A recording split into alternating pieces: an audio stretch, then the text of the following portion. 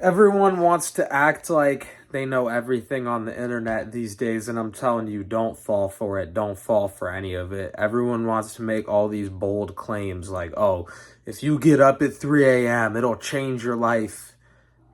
What if I told you getting more sleep will change your life? Who are you going to believe? Some people will say just get up at 5 a.m. Other people will say if you could pick an hour of sleep over the gym, get the extra sleep. Who are you going to believe? Some people will say go carnivore. Some people will say go vegan. Who are you going to believe? Some people will say to water fast. Some people will say to juice fast. Some people will say to dry fast. Who are you going to believe? Some people will say to work out when fasting. Some people will say to rest when fasting. Who are you going to believe? And everyone has an ebook to sell you. Everyone has a course to sell you.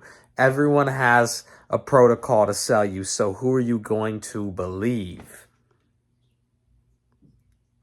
You know, in the Bible, it says, beware of false prophets. How many false prophets do you think exist today? Especially in the age of the internet where everyone wants to be an online entrepreneur.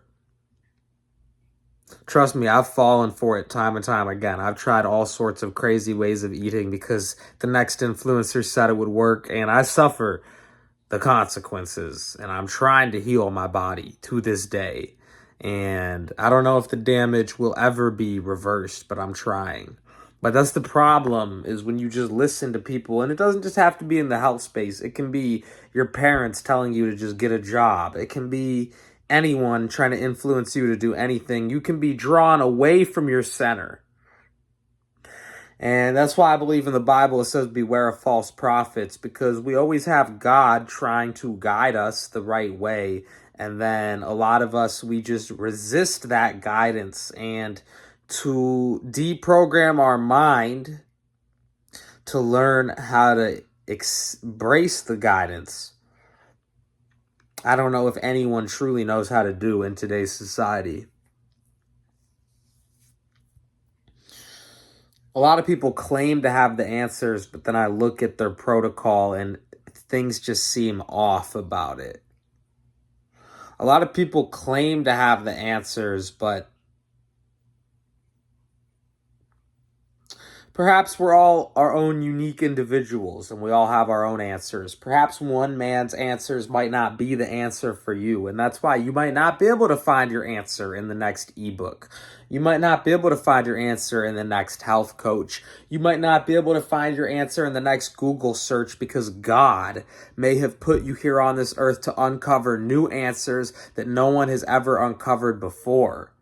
And that's the meaning of evolution, is new discoveries, new answers. And so what is it that God may have put your soul here for that no one else has even discovered before, is a question that I would suggest asking yourself before it's too late.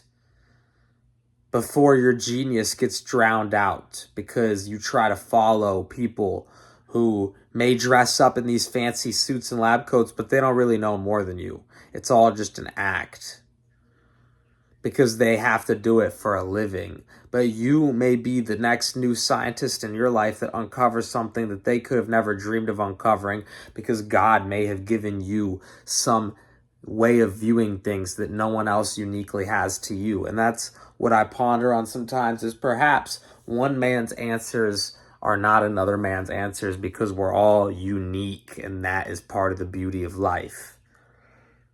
There is a message in today's video. What do you guys think of the message? Thanks for tuning in. Love you all. Until next one, I'm out. Peace.